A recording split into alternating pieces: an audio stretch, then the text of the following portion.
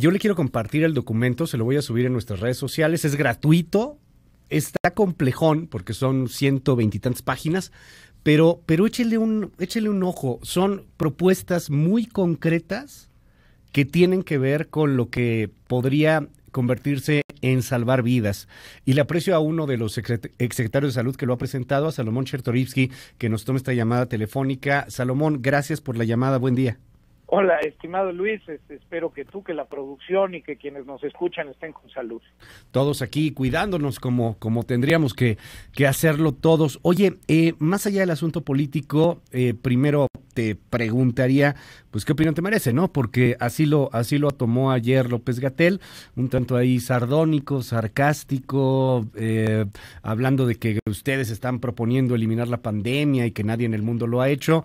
Digo, creo que hay que echarle un ojo nada más al documento para saber que no se trata de eso, pero ¿qué opinión te merece? Parece que lo están tomando más político que científico. Pues en efecto, vaya, un científico o alguien que se dice científico, primero evaluaría los hechos, leería más allá de quién lo firma para hablar sobre, pues ahora sí que sobre lo que se expone y no sobre lo que se cree. El documento es un documento muy serio, Luis, se trabajó durante varios meses, lo signamos en efecto la exsecretaria y 5 exsecretarios de salud, como decías, de 9 vivos, incluyendo al actual, 6, signamos este documento, pero además se consultó, yo te diría, a las mejores mentes en materia médico-científica, jurídica. Es un documento que recopila la experiencia de los países en el mundo, lo que se hizo bien y también lo que se hizo mal. Una tercera parte del documento son las experiencias internacionales porque hay mucho que aprender, y 2 conclusiones o 2 temas centrales en el documento. El primero es que a 6 meses de la pandemia esta sigue fuera de control. Eso es lo que decimos principalmente en todo el diagnóstico. Se rebasó el escenario catastrófico que el propio gobierno señaló, con 69,000 muertes, pero sabemos por las investigaciones que se han realizado que ya son más de 200,000 mexicanas y mexicanos muertos. Eso tendría que llevar no solo a la corrección, sino un poquito de humildad para escuchar y tratar de aprender y ver cómo se corrige. México es el país, Luis, donde más personal médico y de enfermería ha fallecido.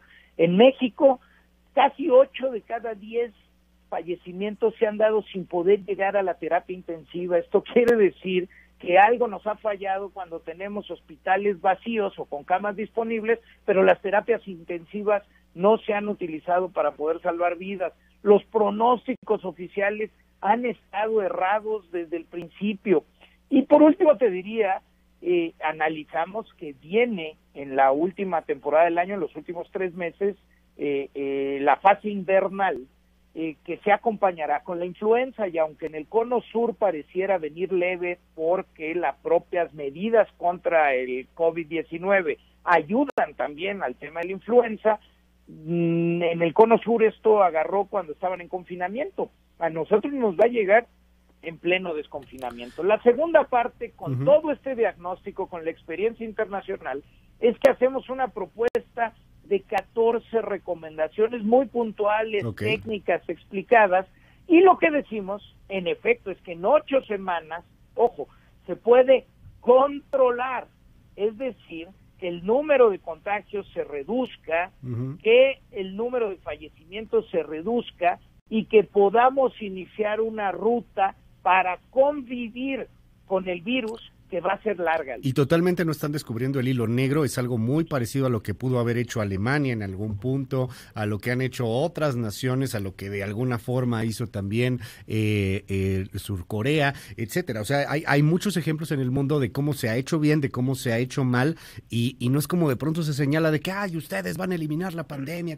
Es una descalificación ad hominem que me parece francamente cuestionable y reprobable, más en la epidemia que estamos viviendo y en la emergencia que estamos sufriendo. Te preguntaría, Salomón, de estos 14 puntos, ¿cuáles destacas? ¿Qué es lo que tendríamos que hacer? A ver, mira, y tal vez algunos van a ser obviedades, pero en este plan de 8 semanas, una cosa fundamental es la obligatoriedad, el mandato por parte del Estado del uso del cubreboca en todos los espacios públicos cerrados. Segundo, necesitamos información, necesitamos datos y necesitamos ampliar de manera profundísima el número de pruebas, Luis, que se están realizando. Nosotros hemos analizado que requerimos por lo menos 127,000 pruebas semanales a lo largo de estas 8 semanas. A partir de cada contagio que dé positivo en las pruebas, se tienen que revisar todos sus contactos y todo eso tiene que estar en un mapa para hacer lo que llamamos una epidemiología de precisión, para poder hacer confinamientos muy puntuales. Hablamos de la necesidad de hacer una encuesta serológica con representatividad nacional. ¿Qué quiere decir esto? El tema de anticuerpos. Hacer pruebas de anticuerpos para conocer qué porcentaje de las mexicanas y los mexicanos ya tuvimos o ya tuvieron COVID, para saber qué tan cerca o qué tan lejos estamos de la inmunidad de rebaño. Okay. Hablamos de modificar la directriz esta de si te sientes mal, quédate en casa hasta que no puedas respirar. No, hoy sabemos que a los primeros síntomas hay que empezar a monitorear y que hay que ir temprano cuando se dan algunas señales al hospital para poder llegar con oportunidad. Hablamos, Luis, de iniciar una campaña de vacunación extraordinaria contra la influenza estacional. Normalmente la vacunación es entre finales de octubre y hasta marzo. Nosotros consideramos que se debe de generar toda la organización para poder aplicar esta vacuna a las personas vulnerables antes de que termine el año. Hablamos de formar un comité científico con las mejores mentes del país para que den evaluación continua y aconsejen a las políticas que se estén tomando. En fin, Luis, proponen como decía Gatell ayer, proponen un nuevo confinamiento y que todos se encierran en casa. No, de ninguna manera, al revés. Si se hacen las pruebas suficientes, si se mapea bien, se pueden hacer confinamientos puntuales, específicamente quirúrgicos, para no tener que llegar a un confinamiento total o un confinamiento estatal. Vaya, si no se controla, si con la temporada invernal se agrava la situación, pues sí es muy probable que sin pruebas pues tuviéramos que llegar a una especie de confinamiento nuevo. Y esto dicen ustedes, más o menos proyectado, que tendría un costo de 20,000 millones de pesos. A ver, esa es, qué bueno que me lo preguntas. No, ¿cuánto cuesta esto? Bueno, cuando me preguntan esto y doy el presupuesto de los 20,000 millones de pesos, es que estamos incluyendo ahí, Luis, las vacunas si llegaran del SARS-CoV-2, estas vacunas de Oxford, AstraZeneca, bueno, si son a $4, 2 dosis, para 30 millones de mexicanos en una primera fase, bueno, eso cuesta 5,300 millones de pesos. Las 127,000 pruebas semanales por 8 semanas, esos son 2,000 millones de pesos. La vacuna de la influenza, si no estuviera hoy ya perfectamente presupuestado, que tendría que estarlo, Luis, a eso nos referíamos con los 20,000 millones de pesos. Mucho de esto ya tendría que estar planificado por parte del sector salud, que ojalá ya sí lo esté. Ojalá. Y otra parte muy importante de estos 20,000 millones de los que ayer hablábamos, y que más de la mitad es para una política de ingreso mínimo para aquellas personas que en estas 8 semanas se tuvieran que confinar de manera obligatoria, de manera puntual, para que realmente se puedan quedar en casa y no tengan que salir a trabajar. Te aprecio mucho estos minutos, Salomón Chertorivsky, estamos al habla, si nos permites. Oye, hay un comentario rapidísimo nada más por el tema de las 32 millones de dosis que al parecer pues van a llegar de vacuna rusa. Mira, hay que tener mucho cuidado ahí. Las vacunas es un proceso muy estudiado el cómo se van dando las fases, y hasta que no se cumplan las fases a cabalidad, poner una vacuna en la población sería riesgosísimo. Si hoy las vacunas es quizá de las partes de la medicina científica más seguras de todas, es porque cumple con todas estas características, Luis. Y te diría adicional a ello, hay que tener mucho cuidado porque es muy difícil que una vacuna sea la bala de plata. Digo, esto ha pasado pocas veces en la historia.